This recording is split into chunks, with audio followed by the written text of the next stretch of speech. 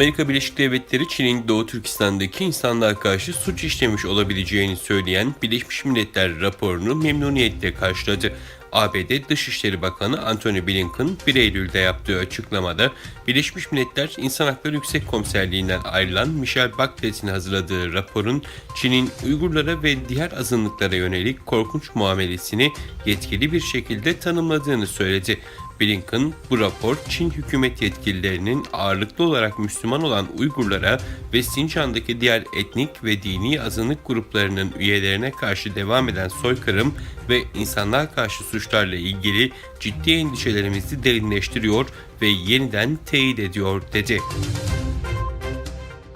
Çin kaynaklı sosyal medyada yayılan video görüntüleri Çin rejiminin işgal altındaki Doğu Türkistan'da sözde salgın önlemleri bahanesiyle insanlara yönelik uyguladığı zulmün ne boyutta olduğunu gösteriyor. Konuyla ilgili açıklamada bulunan Dünya Uygur Kongresi eski başkanı Rabia Kadir, Çin'in asıl amacının virüsün yayılmasını önlemek değil, garazlı bir şekilde sistematik soykırım uyguladığını, Uygur halkını ezmek, süründürmek olduğunu vurguladı. Rabia Kadir, dünyanın dört bir yanından Uygurları ülkelerinin Dışişleri Bakanlarına ve Çin Büyükelçilerine mektup yazarak Doğu Türkistan'daki toplama kamplarına tutulan ve virüs bahanesiyle tutuklu bulunan Uygurların serbest bırakılmasını talep etmeye çağırdı. Almanya, Doğu Türkistan'da insan haklarına saygı duyulması ve keyfi gözaltına alınan herkesin derhal serbest bırakılması için Çin yönetimine çağrıda bulundu. Almanya Dışişleri Bakanlığı'ndan yapılan yazılı açıklamada, Birleşmiş Milletler İnsan Hakları Yüksek Komiserliği'nin Doğu Türkistan'daki duruma ilişkin açıkladığı rapordan memnuniyet duyduğu bildirildi. Açıklamada Çin hükümetinin derhal yürürlüğe girecek şekilde Sincan'daki herkesin insan haklarına saygı duymaya çağırıyoruz. Keyfi gözaltına alınan tüm kişiler gecikmeksizin serbest bırakılmalıdır. Çin hükümetini Çin'deki en ağır insan hakları ihlalleriyle ilgili iddiaların bağımsız bir şekilde soruşturulmasına izin vermeye bir kez daha çağırıyoruz ifadelerine yer verildi.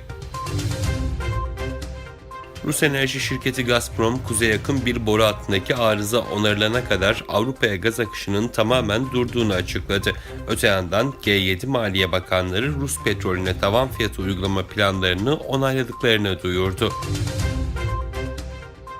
Rus ve Çin savaş gemilerinin Vostok 2022 stratejik askeri tatbikatı kapsamında Japon denizinde bir araya geldiği aktarıldı. Rusya'da dün başlayan Vostok 2022 tatbikatına Rusya, Çin, Hindistan ve Azerbaycan dahil 14 ülkeden asker ve askeri gözlemci katılıyor. Myanmar'da ordunun darbeyle yönetimi ele geçirmesiyle gözaltına alınan ve tutukluluk hali devam eden devrik lider seçimlerde sahtekarlık yaptığı gerekçesiyle yargılandığı davada da suçlu bulundu. Suu Kyi 3 yıl daha hapis cezasına çarptırıldı. Myanmar'da askeri mahkemenin verdiği 3 yıllık son ceza ile birlikte Suu Kyi toplam 20 yıl hapis cezasına çarptırılmış oldu. İçişleri Bakanı Süleyman Soylu ile Çevre, Şehircilik ve İklim Değişikliği Bakanı Murat Kurum, Pakistan'da selden etkilenen Badin'de havadan incelemelerde bulundu. Soylu ve Kurum beraberindeki heyette İslamabad'daki ziyaretlerinin ardından Sint eyaletine bağlı Badin şehrine uçtu.